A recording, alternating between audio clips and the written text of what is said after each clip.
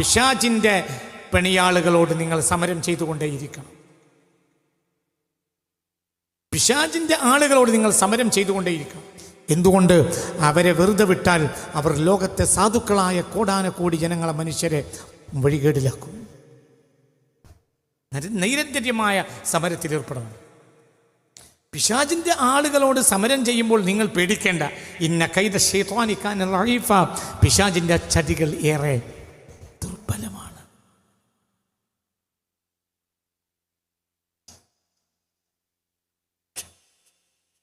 ഇന്ന കൈദകുന്ന അളീം, പെണ്ണുങ്ങളുടെ ചതി അതിഭയാനകമാണെന്നാണ് ഒരു സ്ഥലത്ത് പറഞ്ഞത്. അപ്പം നമ്മളെ പെണ്ണുങ്ങളെ ചതിൻ്റെ അത്ര പോലും ആർക്ക് ചതിക്കാൻ കഴിയൂല. അതിൻ്റെ കൂടെ ഇല്ല. ഇന്ന കൈദകുന്ന അളീം. ഏതാണ് സൂറത്ത്? യൂസുഫ്. ഇന്ന കൈദകുന്ന അളീം. പിശാച്, പെണ്ണിൻ്റെ ചതി, പെണ്ണുങ്ങളുടെ ചതി ഭയാനകമാണ്. പെണ്ണുങ്ങളെ ചതി ഭയാനകമാണ്. സൂറത്ത് യൂസുഫ്. സൂറത്തു നിസായിലോ ഇന്ന കൈദ ശൈത്വാനി കാന ലഈഫ, പിശാചിൻ്റെ ചതിയാട്ടെ ദുർബലോ. എന്നിട്ട് നമ്മൾ പെണ്ണുങ്ങളെ ഷൗട്ട് ചെയ്ത് നിർത്തും പിശാചിൻ്റെ മുന്നിൽ.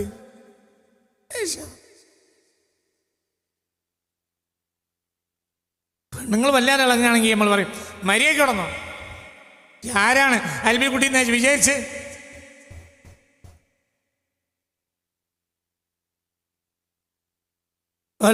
ഒരൊറ്റ ഷൗട്ടാണ് അവളെ പിടിച്ചു. അതേ സമയത്ത് ഇവളെ ചതിയോ ഭയങ്കര. എന്നെ കൈതക്കുന്നയും നിങ്ങൾ പെണ്ണുങ്ങളുടെ ചതി അതിശക്തമാണ്, ഭയാനകമാണ്. പിശാചിന്റെ ചതിയോ. രണ്ടിനും കൈദ് എന്ന വാക്കാണ് ഖുർആൻ ഉപയോഗിച്ചത്. കൈദ്, ചതി, രണ്ടിനും. ഇന്ന കൈദകുന്ന അളീം. ഒരായത്ത് ഇന്ന കൈദ ശൈത്വാനി കാന ലഈഫ, ദുർബലം, ദുർബലം. മനസ്സിലായില്ലേ? ചിന്തിക്കുക. ഒറ്റക്ക് നിൽക്കാൻ കഴിയാത്ത വേദന ലഈഫ്. നമ്മളൊരു കടവ് കിടക്കുകയാണെങ്കിൽ ചെറിയ കുട്ടികളെ നമ്മൾ സംരക്ഷിക്കും. അതിൻ്റെ ലൈഫല്ലേ? മനസ്സിലായില്ലേ? ചിന്തിക്കുക. നമ്മൾ നാലാൾ പോകുന്ന സമയത്ത് പാടത്തൊരു സ്ഥലത്ത് ഒരത്തങ്ങലായി ചാടിക്കിടക്കണമെന്നുണ്ടെങ്കിൽ നമ്മൾ സാധുക്കളായ മനുഷ്യന്മാരൊപ്പം നിന്ന് കൊടുക്കും. നമ്മൾ ആദ്യം ചാടി മറ്റേ ആൾക്ക് കൈ നീട്ടി. എന്തേ? ലൈഫ്. എന്തുകൊണ്ട്? അവൻ ഒറ്റക്ക് ആ എടുത്തിയാണ് അവനക്ക് കഴിവില്ല. സ്വയം നടക്കാൻ കഴിയാത്ത ആളുകൾക്ക് പറയുന്ന പേരാണ് എന്ത്? ലൈഫ്. ശൈത്താൻ കൂട്ടത്തിൽപ്പെട്ട ആളാണ്. ഇന്ന കൈദ ശൈത്വാനി കാന ലഈഫ. അവന്റെ ചതിയെ നിങ്ങൾ പേടിക്കേണ്ട. അവന്റെ ചതി തീർച്ചയായും ദുർബലമാണ്. ആരുടെ ചതി? പിശാചിന്റെ ചതി ദുർബലമാണ്. പെണ്ണുങ്ങളെ ചതിയോ ഭയങ്കരമാണ്. എന്നെ കൈതക്കുന്ന ആളുകയും നിങ്ങളെ ചതി, നിങ്ങൾ പെണ്ണുങ്ങളെ നിങ്ങളെ ചതി ഭയങ്കര. അങ്ങനെ തന്നെയല്ലടോ. പെണ്ണുങ്ങളെ ചതി ഭയങ്കര. ശൈത്താന്റെ ചതിയോ പറയേ ദുർബലം. പെണ്ണുങ്ങൾ ഷൗട്ട് ചെയ്ത് നിർത്തും. അമ്മോശാക്കനെ വരെ നമ്മൾ വരച്ച വരിൽ നിർത്തും. അമ്മായിമാനെ അമ്മോശാക്കൻ വരച്ച വരിൽ നിർത്തും. അളിയന്മാരെ വരച്ച വരിൽ നിർത്തും. പെണ്ണുങ്ങളും ബറ്റാലിയൻ ഒന്നാണെങ്കിൽ നമ്മൾ ഒറ്റ അൽബി കുട്ടി മതിയോ? അമ്മാരിയേക്കും. എന്താ നിങ്ങൾ വിചാരിച്ചേ? അതേ സമയത്ത് നമ്മൾ നാടാകപ്പായും ഉറങ്ങാൻ കഴിയുന്നില്ല. വൈകുന്നേരം കടന്നാലും ചെയ്ത്താൻ വരിക. രാവിലെ മൂലയിൽ കൊണ്ടുവിടും, 10 മണിക്ക് തങ്ങളെ കൊണ്ടുകൊണ്ടും, ഉച്ചക്ക് അതിനേക്കാളും വലിയ തങ്ങളെടുത്ത് പോയിടും. 4 മണിക്ക് ഔലിയപ്പാപ്പാൻ്റെ അടുത്ത് ഓടും. പിന്നെ രാത്രി ആയാൽ ഷെയ്ഖുൽ മശായിഖിൻ്റെ അടുത്തൊക്കെ പാഞ്ഞിട്ട് ഊതും. ദിവസം 5 വട്ടെങ്കിലും ഊതണം. എന്തുകൊണ്ട്? ഇന്നലെ ഉറങ്ങിയിട്ട് എത്ര ദിവസമായി? കണ്ണുണ്ടടക്കുമ്പോഴത്തിന് ഒരു ഇരുട്ടുള്ള ജന്തുവിന് വരികയാണ്. ഇവിടെ പിടിക്കുക. ശ്വാസം കിട്ടാതെ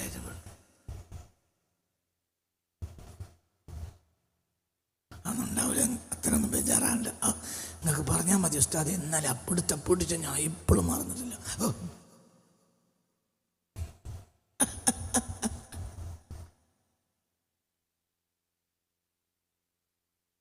നേരെ മറിച്ച് ഇവൻ ഷൗട്ട് ചെയ്തിട്ട് പേടിച്ചിട്ട് അരണ്ട് അപ്പുറത്ത് റൂമിലെ ബെഡില് കട്ടില്, അതിന്റെ കട്ടിലിന്റെ അടിയിൽ ചുരുണ്ടി കിടക്കുന്നുണ്ടാവും എൻ്റെ ഓള്. ഇന്നൊക്കെ ഇതൊക്കെ ആളെയും ഭയങ്കര ചതിയാ. അത് ഒറ്റടിക്ക് നിർത്തും. ശൈത്താന്റെ ചതി കൊണ്ട് ഇവന് കുറച്ച് കാലമായിട്ട് ഉറങ്ങിയിട്ടല്ല.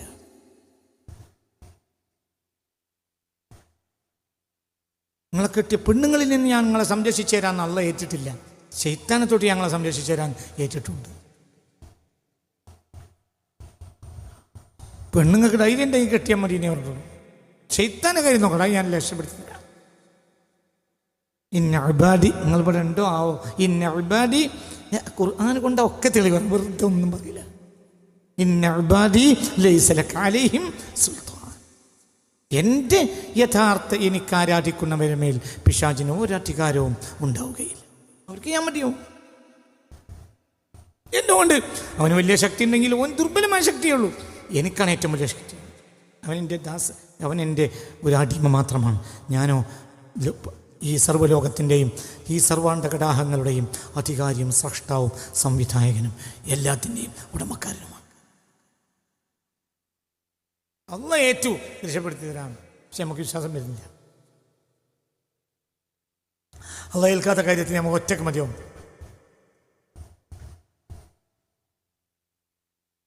മനസ്സിലായില്ലേ? ചിന്തിക്കുക. നമ്മൾ 45 കൊല്ലം മുമ്പ് കെട്ടിയതാണ് അവളെ. ഇന്നത്തെ വരെ പേടിച്ചിട്ടല്ലാതെ അവൾ നമ്മളെ മുന്നിൽ വന്നിട്ടില്ല. അത്ര പേടി. കാരണം അങ്ങനെയാണ് നമ്മളെ രീതികൾ. പിന്നെ എന്ത് ചതിക്കാനാണ്? ഭയങ്കര.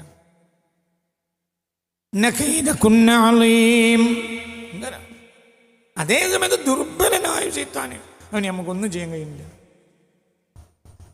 നാട്ടിലുള്ള എല്ലാ മൂല്യന്മാരെയും കഴിഞ്ഞ് ഒരാൾ ഗൾഫിൽ നിന്ന് വന്നപ്പോൾ ചോദിച്ച്, അവിടെയൊക്കെ ഉണ്ടോ നല്ലോണം മന്ദിരിച്ചൂതാൻ പറ്റിയ ആളുകളുണ്ട്? ഞാൻ വണ്ടിക്ക് അടുത്ത വണ്ടിക്ക് അങ്ങോട്ട് കയറി.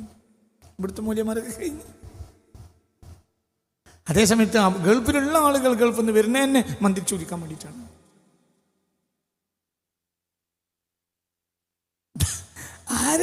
ആരെന്നാ രക്ഷപ്പെടേണ്ടത്? ശൈത്താനോ ദുർബലൻ. ഇന്ന കൈദ ശൈത്വാനി കാന ദഈഫ. ദുർബലൻ. ഇതിപ്പോൾ ഹദീത്താണെങ്കിൽ നിങ്ങൾക്ക് എന്ത് പറയാം? അതൊക്കെ ചിലപ്പോൾ ലൈഫായ ഹദീത്തായിരിക്കും മൂല്യരെ. ഇതിപ്പോൾ ഞാൻ ഹദീത്ത് ഉദ്ധരിച്ചാൽ പറഞ്ഞതെങ്കിൽ പറയാം, ഇന്ന കൈദ ശൈത്താനി കാന ദഈഫ. ശൈത്താൻ്റെ ചതികൾ ദുർബലമാണ് എന്നത് ഞാൻ ഹദീത്ത് ഉദ്ധരിച്ചാണ് പറഞ്ഞതെങ്കിൽ പറയാം എന്ത്? അത് ലൈഫ് ഹദീത്തായിരിക്കും മൂല്യരെ. അങ്ങനെ വിടല്ലേ, നിങ്ങൾ വല്ലാതെ വിടല്ലേ. ഇതൊക്കെ ലൈഫ് ഹദീത്താണ്. ആയത്തിനെ ലൈഫാക്കുന്ന മെഷീൻ ഇറങ്ങിയിട്ടില്ല. മിക്കവാറും 2024-25 ഇറങ്ങും. ഇതുവരെ ഇറങ്ങിയിട്ടില്ല. പുറത്തേക്ക് വർക്ക് നടന്നുകൊണ്ടേയിരിക്കണം. ഹോളിവുഡിലും ബോളിവുഡിലുമെല്ലാം അതിൻ്റെ വർക്ക് നടന്നുകൊണ്ടിരിക്കുന്നുണ്ട്.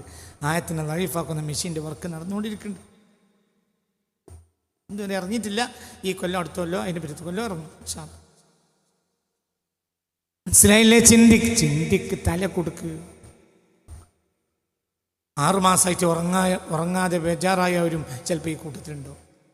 ആരോ പറഞ്ഞു ഖുർആൻ ക്ലാസ്സിന് അവിടെ വെള്ളിയാഴ്ച രാവിലെ പോയാൽ എന്തോ ഇതിനൊരു വ്യത്യാസമുണ്ട്. അപ്പോൾ ശൈത്താൻ്റെ ബുദ്ധിമുട്ടുകൊണ്ട് വന്ന ആളുകളായിരിക്കും ഈ കൂട്ടത്തിൽ കൂടുതലും. കാരണം എന്തുകൊണ്ടെന്നാൽ ഈ പരിസരത്തെ ആളുകളൊന്നും ഇങ്ങോട്ട് വരലില്ല.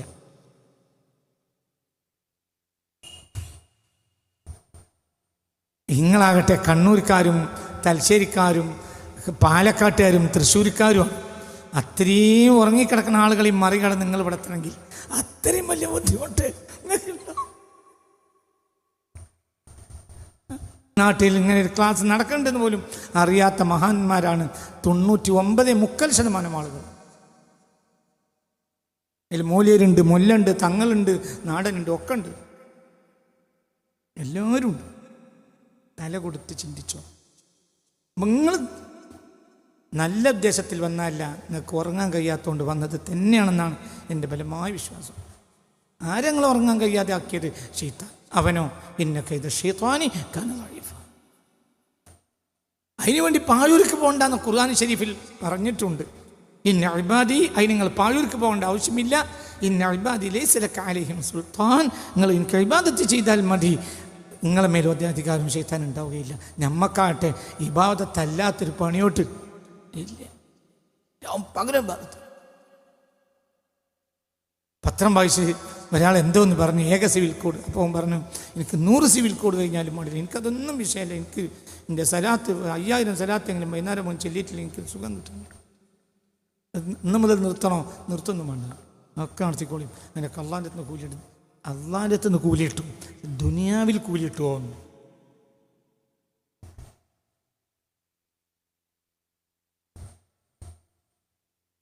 എൻ്റെ ഉമ്മ പറഞ്ഞിരുന്നു, ആട്ടിക്കൊണ്ടുപോകുമ്പോൾ പുണ്ണാക്ക് കൊടുക്കാത്തവൻ വീട്ടിൽ ചെന്നാൽ എണ്ണ കൊടുക്കുവാണ്.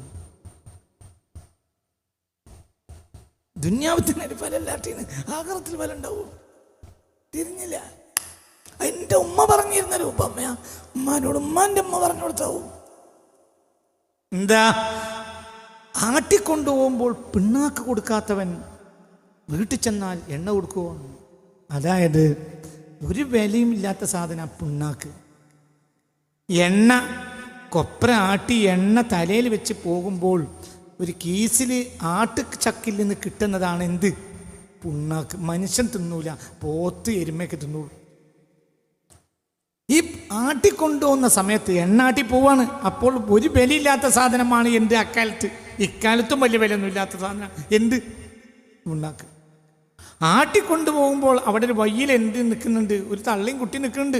അവർക്ക് ഇതിനൊരു കഷ്ണം പിണ്ണാക്ക് എടുത്തോളി, ചൂടുള്ള പിണ്ണാക്കാണ് എന്ന് പറഞ്ഞൊന്നും കടിക്കാൻ ഒരു നാവിലെ നീരെങ്കിലും കിട്ടും. ആ ഒന്ന് കടിക്കാനുള്ള ഒരു കഷ്ണം പിണ്ണാക്ക് ദാനം ചെയ്യാൻ മനസ്സില്ലാത്തോൻ പൊരേ ചെന്നാൽ എണ്ണക്കുപ്പി ഇങ്ങനെ ആക്കിയിട്ട് ദാനം ചെയ്യോൻ.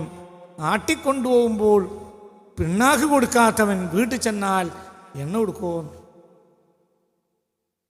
നമ്മൾ ഈ ചെയ്യുന്ന ഇബാദത്തുകൊണ്ട് ദുനിയാവ് തന്നെ നമുക്കൊരു ഉപകാരം ഇല്ലെങ്കിൽ ആഖിറത്തിലൊന്നും ഉണ്ടാവുമോ? മൻ അമില സ്വാലിഹ്, നിങ്ങൾ പിടിച്ചിരുന്നോളി, മെജറാവൊന്നും വേണ്ട.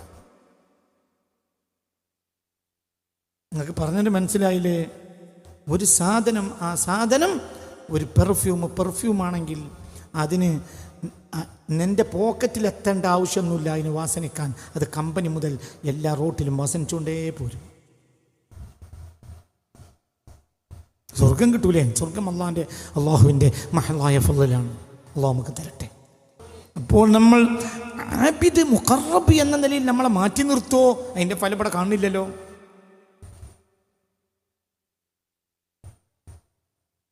ഗുരുവേലെ മക്ബറൻ്റെ അരികിൽ തീവണ്ടിക്ക് കുറ്റി താറച്ചോൻ്റെ കുതിരയെ കൊന്നോറ്. ഇതൊരു മനുഷ്യൻ്റെ മരിച്ചതിന് ശേഷം മഹത്വം. മഞ്ഞക്കുളം സയ്യിദ് ഹുസൈൻ റളിയല്ലാഹു അൻഹുവിൻ്റെ മക്ബറയുടെ പൊളിച്ചിട്ട് അതിൽ റെയിൽ പാളം കൊണ്ടുവരാൻ ബ്രിട്ടീഷുകാരൻ തീരുമാനിച്ചു. അങ്ങനെ സ്ഥലം അക്വയർ ചെയ്യാൻ വേണ്ടി സായിപ്പും ആളുകളും വന്നു. അക്കാലല്ലേ അളക്കാൻ വേണ്ടി വന്ന സായിപ്പ് തൊട്ടടുത്ത മരത്തിൽ തൻ്റെ കുതിരയെ കെട്ടി. പിന്നെ കാണുന്നത് കുതിര വീണ് പിടഞ്ഞ് ചാവുന്നതാണ്. മനസ്സിലാവുന്നുണ്ടോ? എന്തുകൊണ്ട്? കളിക്കണ്ടെന്നർത്ഥം. ആ ശ്രമം ഉപയോഗിച്ച് ബ്രിട്ടീഷ് അധികാരികൾ തിരിച്ചുപോയി. പാലക്കാട് നിന്ന് വന്നവർ ഈ കൂട്ടത്തിലുണ്ടാവും. ഗുരുവേരെ മക്ബറൻ്റെ അരികിൽ തീവണ്ടിക്ക് കുറ്റി താറച്ചോൻ്റെ കുതിരയെ കൊന്നോറ്. അങ്ങനത്തെ കറാമത്തൊന്നും പറയണ്ടെന്ന് ഇപ്പൊ പുതിയ സുന്നികൾ വല്ലതും തീരുമാനിച്ചിട്ടുണ്ടോ? ആവും. മനസ്സിലായില്ലേ? ചിന്തിക്ക്. മരിച്ചിട്ട് ചെയ്യണം നന്മ. എൻ്റെ അള്ളാഹുവിൻ്റെ ആബിദാണ്.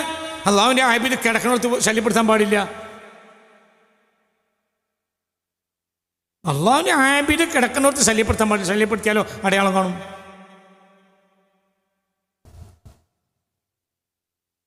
മനസ്സിലായില്ലേ? ചിന്തിക്കണം. വളരെ ചിന്തിക്കണം. തിരിച്ചു പോവാം.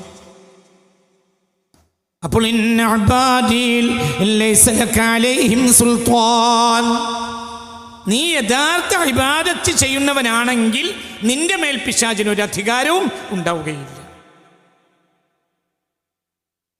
അപ്പം എന്താ ഇന്ന് മനസ്സിലാക്കേണ്ടത് നമ്മളിപ്പോഴും യഥാർത്ഥ ഇബാദത്തിൽ എത്തിയിട്ടില്ല എന്ന് അത് മനസ്സിലാക്കേണ്ടത്.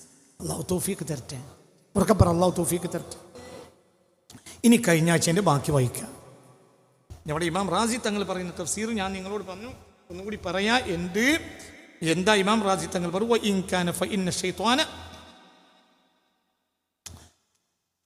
ഈ ആയത്തിന്റെ ഈ ആയത്തിന്റെ വ്യാഖ്യാനം അന്ന ശൈത്വാന പിശാച് വഇൻ കാന ഖാദിറൻ, അവൻ നിന്നെ പിഴപ്പിക്കാൻ ഉപദ്രവിക്കാൻ കഴിവുള്ളവനാണെങ്കിലും ഫല്ലാഹു തആല അഖ്ദറു മിൻഹു, അവനേക്കാൾ കഴിവുള്ളവനാണല്ലോ ആര് എന്ന് മാത്രമല്ല വഅർഹമു ബിഇബാദിഹി മിനൽ കുല്ലി, ആരെക്കാളും തൻ്റെ അടിമകളോട് ഏറ്റവും കരുണയുള്ളവനുമാണല്ലോ ആര്? അല്ലാഹ്. പിന്നെ നീ എന്തിനാ പിശാചിനെ പേടിക്കണത് എന്ന് അല്ലാഹു സുബ്ഹാനഹു വ തആല ഈ വ്യക്തിയെ തൊട്ട് പ്രതിരോധിച്ചു കൊടുക്കും കൈദ ശൈത്വാൻ, പിശാചിന്റെ ചതിയെ. വയഅസിമുഹു, പിശാചിനെ തൊട്ട് ഇവനെ സംരക്ഷിക്കുകയും ചെയ്യും. മിൻ ഇദ്ലാലിഹി വ ഇഗ്വാഇഹി, ഇവനെ പിഴപ്പിക്കുകയും വഴികേടിലാക്കുകയും ഉപദ്രവിക്കുകയും ചെയ്യുന്നതിനെ തൊട്ട് പിശാചിൽ നിന്ന് ഈ വ്യക്തി ആര് സംരക്ഷിക്കും? ഏറ്റവും വലിയ അള്ളാഹു സംരക്ഷിച്ചാൽ പിന്നെ അകപ്പെടുത്താൻ ഏത് പിശാചിനെ കഴിയും? ഏത് പിശാചിന് കഴിയും?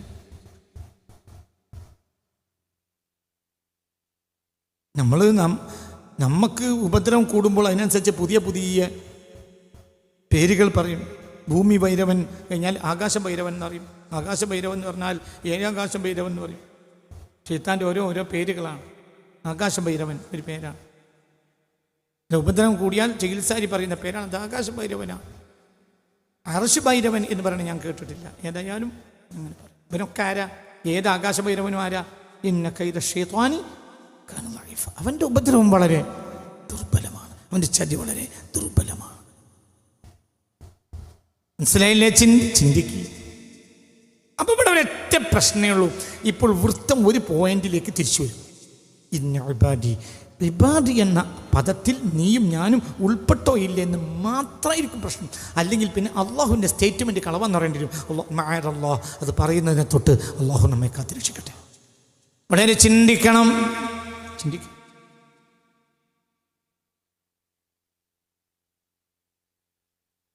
വളരെ ചിന്തിക്കണം. കഴിഞ്ഞ കൊല്ലം ജൂൺ മാസത്തിൽ ഒരു ബാല്യക്കാരൻ ഹജ്ജിന് പോയി, നടന്ന പോയത്. അപ്പോൾ നാട്ടിലെ തലയെ കെട്ടിയവരും തൊപ്പിട്ടവരും തലയില്ലാതെ തന്നെ താടി നീട്ടിയവരും എല്ലാവരും കൂടും അവൻ്റെ പിന്നാലെ കൂടും. എത്തൂല, മക്കത്തെത്തൂല, അവിടെ പോകൂല, അവിടെ പോകും. കാറ്റിൽപ്പെടും, പ്രളയത്തിൽപ്പെടും, ചെല്ലുന്ന ഭൂമി പാതാളമായി മാറും. ഒക്കെയാണ് ഇപ്പോൾ സ്റ്റേറ്റ്മെൻ്റ് ഉണ്ടായത്. ഇന്നലെ അവൻ വീട്ടിൽ തിരിച്ചെത്തി. ഇന്നലെ വൈകുന്നേരം വീട്ടിലെത്തി എനിക്ക് വിളിച്ചിരുന്നു. ഈ ക്ലാസ്സിൽ ഈ കഴിഞ്ഞ ഒരു കൊല്ലവും പറഞ്ഞത് അവൻ മക്കയിൽ പോകും, ഹജ്ജ് ചെയ്യും, തിരിച്ചു വരും. പറഞ്ഞോ ഇല്ലേ? അവനൊരു പൈസൻ്റെ ബുദ്ധിമുട്ട് പോലും ഉണ്ടാവില്ല. അവൻ വീട്ടിൽ നിന്ന് കൊണ്ടുപോകുന്ന പൈസ വരെ അവൻ തിരിച്ചു കൊണ്ടുവരും. ഒരു പൈസ ഉണ്ടാവില്ല. നിങ്ങളൊക്കെ കളിയാക്കി, നിങ്ങൾ കളിയാക്കി എന്നല്ല, ഒരുപാട് ആൾ കളിയാക്കി.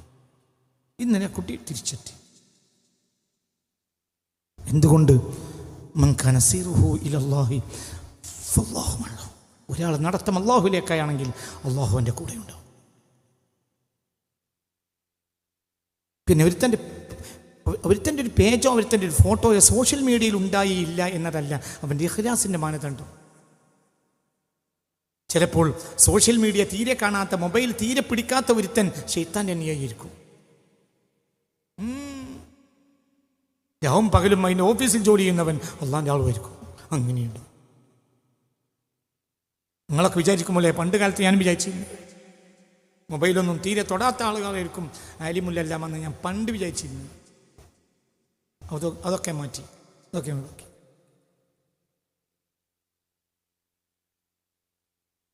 ഒരുത്തൻ തീരെ മൊബൈൽ ഉപയോഗിക്കുകയില്ല എന്നതുകൊണ്ട് ഭയങ്കര. നമ്മുടെ നാട്ടിൽ വലിയ പാപ്പുണ്ട്, മൂപ്പര് മൊബൈൽ വരെ തൊടൂല. എന്നാൽ മൂപ്പരെ കൊണ്ട് നമുക്ക് ധാർപ്പിക്കാം. പിന്നെ എല്ലാ വണ്ടിയും അങ്ങോട്ട് ചെയ്യും. മൂപ്പർക്ക് ഈ ഒരു ശുഹറത്ത് മതിയാവും ജീവിക്കാൻ. മരിച്ചാൽ 10,000 25,000 ആളുകൂടി മയ്യത്ത് നിസ്കരിക്കാനും ഈ ഒരു ശുഹൃത്ത് മതിയോ? ആരാടാ ഈ മയ്യത്ത് നിസ്കരിക്കുന്നത്?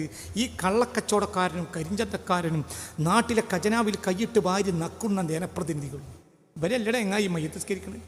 ഇവരൊക്കെ ഇങ്ങനെ കാട്ടിയതുകൊണ്ട് അള്ളാഹ് സ്വീകരിക്കും. ഏത് വാപ്പേ പറഞ്ഞു?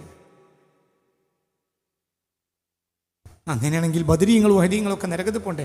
ആരും മയ്യത്ത് നിസ്കരിച്ചിട്ടില്ല. അന്തം പേടിയെന്ന് വാങ്ങിയാൽ കിട്ടൂല, പടച്ചോണ്ട് തരണം. ബദരീങ്ങളും ഹരീങ്ങളൊക്കെ ഖബറിലെത്തിയപ്പോൾ മലക്കുകൾ അടിച്ചോ? അല്ലാഹുമ്മ ഗ്ഫിർ ലഹു വർഹംഹു വഅഫു അൻഹു വഅഫിഹി എന്നൊക്കെ പറഞ്ഞ് നിസ്കരിക്കുന്ന ആളുകൾക്കനുസരിച്ചാണ് ഞങ്ങൾ തല്ല് ഉറക്കൽ. നിങ്ങളെയാണെങ്കിലോ ഒരു മനുഷ്യനും മയ്യത്ത് നിസ്കരിച്ചില്ല, അതുകൊണ്ട് ഈ തല്ലല്ല നിർവാഹമല്ല എന്ന് പറയുമോ മലക്കുകൾ?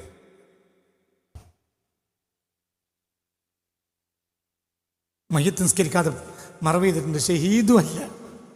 മയ്യത്ത് നിസ്കരിക്കാതെ മറവ് ചെയ്തിട്ടുണ്ട് ഒരാൾ. ആ ആളാണ് ഈ ഉമ്മത്ത് കണ്ട ഏറ്റവും വലിയ ആൾ. അത് ഖദീജത്തുൽ കുബ്രയാണ്. മയ്യത്ത് നിസ്കരിച്ചില്ല, ഷഹീദുമല്ല.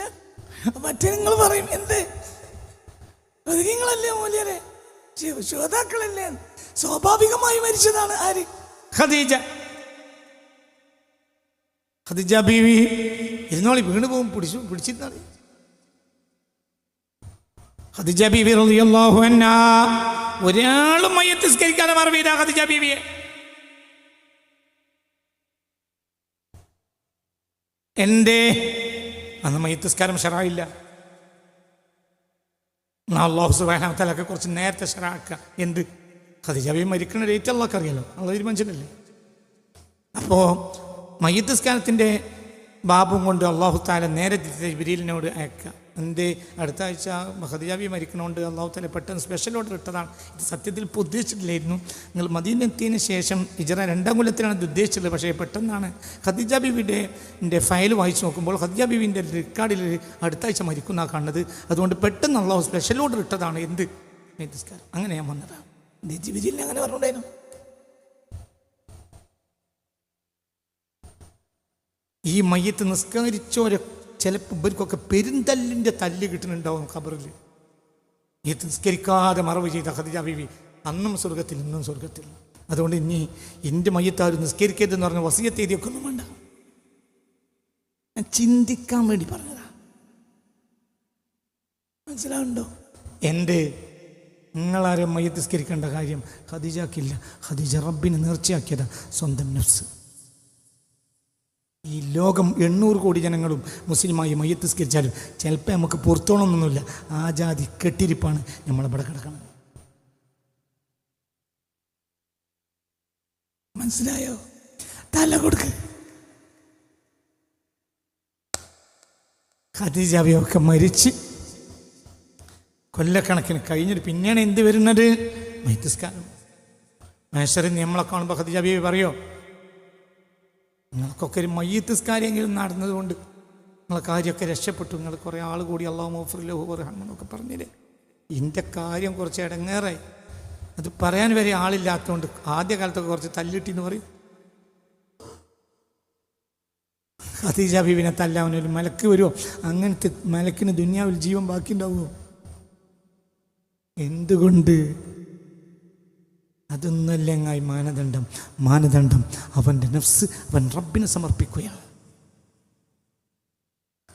ഈ ഉമ്മത്തിൽ ആദ്യം മുസ്ലിമായത് ഖദീജ ബീവിയാണ്. സിദ്ദീഖുൽ അക്ബർ പോലുമല്ല.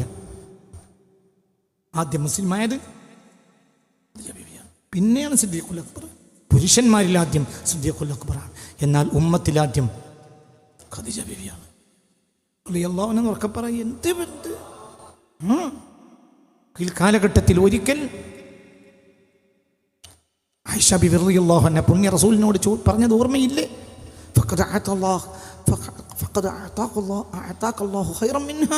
ഒരു വയസ്സായ കിളവി മരിച്ചു പോയതിന് എന്താണ് നബി ഞങ്ങൾ ഇങ്ങനെ പറഞ്ഞുകൊണ്ടിരിക്കുന്നത്? അള്ളാഹു അതിനേക്കാൾ നല്ല പെണ്ണുങ്ങളെ നിങ്ങൾക്ക് തന്നില്ലേ?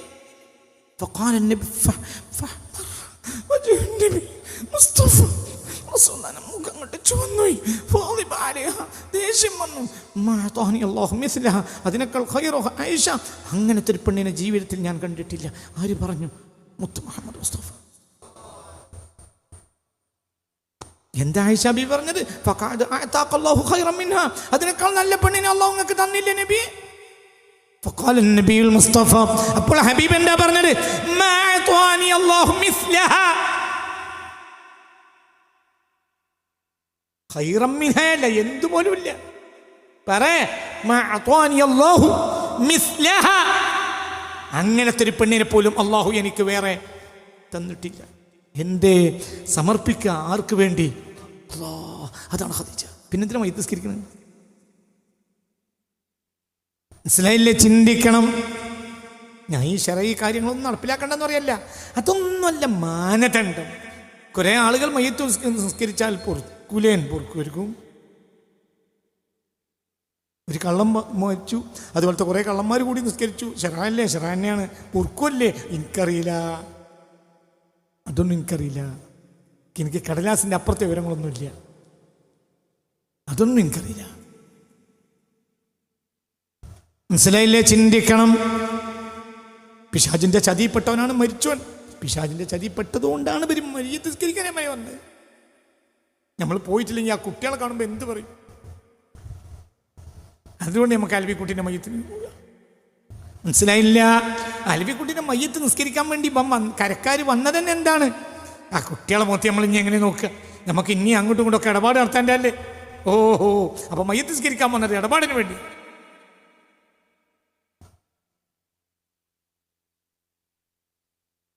അല്ലെങ്കിൽ മയ്യിത്ത് നിസ്കരിച്ചിട്ടില്ലെങ്കിൽ മറ്റൊരു പലരും ഉണ്ടാവും, പല വിഭാഗക്കാരും പലരും ഉണ്ടാവും. നമ്മളാളുകൾ മയ്യിത്ത് നിസ്കരിക്കാൻ പോയിട്ടില്ലെങ്കിൽ നമുക്കവിടെ 10 വോട്ട് കുറയും. അപ്പോൾ മയ്യിത്ത് നിസ്കരിച്ച് വോട്ടിന് വേണ്ടിയാണ്. അതുകൊണ്ട് അള്ളാഹ് സ്വീകരിക്കുന്നും ഞാൻ പറഞ്ഞിട്ടില്ല, സ്വീകരിക്കൂലെന്നും ഞാൻ പറഞ്ഞിട്ടില്ല. ആ കടലാസൊന്നും എൻ്റെ കയ്യിലില്ല. പക്ഷെ വളരെ വളരെ ചിന്തിക്കണം. ഇതൊന്നുമല്ല അല്ലാഹു സുബ്ഹാനഹു വ തആല അബ്ദിനെ സ്വീകരിക്കുന്ന മാനദണ്ഡം സമർപ്പണം. പിന്നെ പേടിക്കൊന്നും വേണ്ട, പേടിക്കൊന്നും വേണ്ട, പേടിക്കൊന്നും വേണ്ട, പേടിക്കൊന്നും വേണ്ട.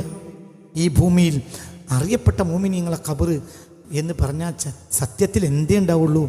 യഥാർത്ഥത്തിൽ ഭൂമിക്കടിയിൽ കിടക്കുന്ന മുഅ്മിനീങ്ങളെ ഖബറിൽ 5% ഖബർ പോലും മഅറൂഫല്ല. അറിയപ്പെട്ട മുഅ്മിനീങ്ങൾ നേതാക്കന്മാരടുത്ത് ആരെങ്കിലും ഒരു ഫാത്തിഹ ഓതി ആർക്കും, അതിന് 99% അറിയപ്പെടാത്തവരാ. അവർക്കൊരു ഫാത്തിഹ ഓതി ഇറക്കാൻ വരെ ആളില്ല. അവരൊരു ബുക്കിൽ വരെ പേരെഴുതി വെച്ചിട്ടും ഇല്ല. അപ്പോൾ അവർക്കൊരു ദ്വാരക്കും ആളില്ല. അവരെ പേരൊരു ബുക്കിലും ഇല്ല. എന്തേ പിന്നെ? എന്നിട്ട് അവർക്ക് വല്ല ബുദ്ധിമുട്ടുണ്ടോ? അവർക്കൊരു സുഖമുണ്ട്. നമ്മളെപ്പോലത്തെ ആളുകൾ സിയാറത്തിനുള്ള ശല്യം അവർക്കില്ല. എന്തോ ശരി കിടക്കാം. ഈ കള്ളക്കച്ചവടം ചെയ്യുന്നവനും കരിഞ്ചന്തക്കാരനും നാട്ടിലെ തോന്നിയാസം മുഴുവൻ ചെയ്തവനും വഖഫിൻ്റെ ഭൂമിയും മുതലും ബൈത്തുൽ മാലിലെ പൈസയൊക്കെ കട്ടെടുത്തവനുമായ ആളാണിത് പൊളിയാതെക്കാൻ വേണ്ടിയിട്ട് ഈ ശല്യം അയക്കില്ല. വളരെ ചിന്തിക്ക്. അപ്പൊ എന്താ ഈ പറഞ്ഞതിൻ്റെ ആകത്തുക? ഇബാദത്തുണ്ടായി കഴിഞ്ഞാൽ പിശാചിനെ തൊട്ട് ഇസ്മത്തുണ്ടാവും. നമ്മൾക്ക് മാസും എന്ന പേരൊന്നും ഉണ്ടാവില്ല, പക്ഷെ ഇസ്മത്തുണ്ടാവും. ഇസ്മത്ത് എന്നാൽ പാപ സുരക്ഷിതത്വം. അതാർക്ക് കൊടുക്കും? രജിസ്റ്റർഡായി കൊടുത്തതാണ്. ആർക്ക്? പിശാച് പാപം ചെയ്യിപ്പിക്കാത്ത ജനവിഭാഗമാണ് ആര്? അമ്പിയാ. അപ്പൊ അമ്പിയാക്കൾക്ക് എന്താ പേര്? മഅസൂമിങ്ങൾ, പാപ സുരക്ഷിതർ. നിനക്ക് മഅസൂം എന്ന് പേരൊന്നുമില്ല, പക്ഷെ നിന്നെ അല്ലാഹു തആല ആ പണിയെടുത്ത് തരും. എന്തുകൊണ്ട്? നീ ആബിദാണ്. മനസ്സിലായില്ല? അല്ലാഹു യഅസിമുക, പടച്ചോൻ നിന്നെ സംരക്ഷിക്കും. മിൻ കൈദി ശൈത്താൻ, പിശാചിന്റെ ചതിയത്തൊട്ട്. നിങ്ങൾ ഇതിന്റെ കൂടെ വരി പ്ലീസ്. മനസ്സിലാവണില്ലേ? അല്ലാഹു നിന്നെ സംരക്ഷിക്കും. മനസ്സിലായില്ലേ? നിനക്ക് എന്ത് പേരില്ല, മഅസൂം എന്ന പേരൊന്നുമില്ല, പക്ഷേ ഇസ്മത്തിന്റെ പണി അല്ലാഹു എടുക്കുന്നുണ്ട്. എന്താ ഇസ്മത്ത്? നിന്നെ പാപ സുരക്ഷിതനാക്കുക. പാപം ചെയ്യിപ്പിക്കുന്നതാരാ? ശൈത്താൻ. ശൈത്താൻ നിന്റെ അടുത്ത് അടുക്കാൻ കഴിയില്ല. വളരെ ചിന്തിക്ക പറഞ്ഞ വാക്ക്. അവിടെ പറഞ്ഞ വാക്ക് എന്താ? ومعنى وإن كان قادرا فالله تعالى أقدر منه وأرحم بالعباد فهو تعالى يدفع عنه كيد الشيطان ويعصمه. ഈ വ്യക്തിയെ അല്ലാഹു സുബ്ഹാനഹു വ തആല പ്രതിരോധിക്കും, പിശാചിനെ തൊട്ട്. വയഅസിമുഹു, സംരക്ഷിക്കുകയും ചെയ്യും. അപ്പോൾ ഇവന് മാസൂം എന്ന പേരില്ലെങ്കിലും ഇവൻ ആരാണ്? മാസൂമാണ്. പറയും കുട്ടികളെ, ഇവൻ മാസൂം അല്ലെങ്കിലും മാസൂമാണ്. ആരായാൽ മതി. ഓർക്കതെ അതേ ഉത്തരത്തിലെത്തി. ഇവന് എന്ത് പേര് വെക്കണ്ട? പറയ കുട്ടിയെ, എന്താ പറയാത്തത്? അമ്പിയാക്കൾ മാസൂമിങ്ങളാണ്. അമ്പിയാക്കൾ മാസൂമിങ്ങളാണ്. മനസ്സിലാവണില്ലേ? അമ്പിയാക്കൾ മാസൂമിങ്ങളാണ്. അമ്പിയാക്കളെ പേരെന്നെ എന്താണ്? മാസൂം എന്നാണ്. ഇവർക്ക് എന്ത് പേരില്ല? മാസൂം എന്ന് പേരൊന്നുമില്ല, പക്ഷെ ഇസ്മത്തുണ്ട്. വല്ലാഹു യഅസിമു മിൻ കൈദി ശൈത്താൻ. ഹസ്ബീറും, നിങ്ങളിൻ്റെ കൂടെ ഇല്ലെങ്കിൽ ഇല്ല എന്ന് പറയും. തലക്ക് കൊടുക്ക് ഈ പറഞ്ഞ വർത്താനം. എന്താ പറഞ്ഞേ? ഇന്ന ഇബാദി ലൈസ ലക അലൈഹിം സുൽത്താൻ വകഫാ ബിറബ്ബിക വകീലാ. നീ യഥാർത്ഥ ആബിദാണെങ്കിൽ പിശാചിന് നിന്റെ മേൽ ഒരു അധികാരവും ഇല്ല. പക്ഷെ നീ യഥാർത്ഥ ആബിദ് ആവണം. അപ്പൊ എന്താ ചെയ്യാ? റബ്ബ് ഇസ്മത്ത് ചെയ്യും. ഇസ്മത്ത് എന്നാൽ പാപം വരുന്നതിനോട് സംരക്ഷിക്കും. വയദ്ഫഉഹു അൻ കൈദി ശൈത്വാനി വയഅസിമുഹു. നിന്നെ നീ നബിയല്ല, നബിക്ക് അല്ലാഹു ചെയ്തു കൊടുക്കുന്ന ആനുകൂല്യമാണ് എന്ത്? ഇസ്മത്ത്. നിനക്കും അല്ലാഹു ഇസ്മത്ത് തരും, പക്ഷെ നിനക്ക് എന്ത് പേരില്ല? എന്ത് പേരില്ല? മാസൂം എന്ന പേരൊന്നുമില്ല, പക്ഷെ ഇസ്മത്ത് അല്ലാഹു നടത്തി തരും. അമ്പിയാക്കൾക്ക് മാസൂം എന്ന പേരുണ്ട്, നിനക്ക് മാസൂം എന്ന പേരൊന്നുമില്ല, പക്ഷെ അതേ വർക്ക് അല്ലാഹു ചെയ്തു തരും. നീ ആരാകുന്ന കാലത്തോളം, യഥാർത്ഥ ആബിദാകുന്ന കാലത്തോളം പിശാചിന്റെ ചതിയിൽ, ദുർബലമായ ചതിയിൽ നിന്ന് അല്ലാഹു നിന്നെ സംരക്ഷിക്കും. ഒരു പിടി ബാക്കി അടുത്ത ക്ലാസ്സിൽ.